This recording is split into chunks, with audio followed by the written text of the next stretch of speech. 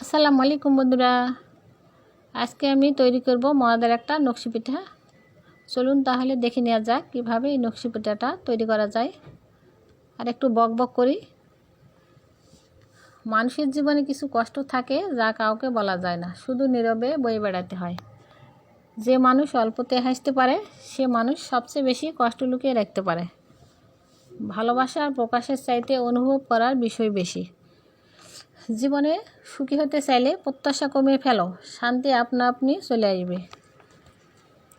কিছু মানুষকে যতই কাছে পেতে চাও তারা ততই দূরে সরে যায়। অপেক্ষা করতে জানলে জীবনের অনেক সুন্দর জিনিস একদিন ঠিকই ধরা দেয়। সব প্রশ্নের উত্তর হয় না, কিছু প্রশ্ন সময়ের কাছে রেখে দিতে হয়।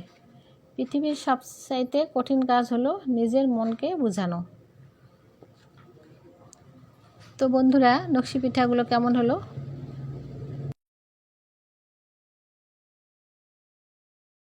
আমার রেসিপি যদি ভালো লাগে তাহলে আপনারা লাইক কমেন্ট শেয়ার করে পাশে থাকবেন। আপনারা সবাই সুস্থ থাকবেন, ভালো থাকবেন।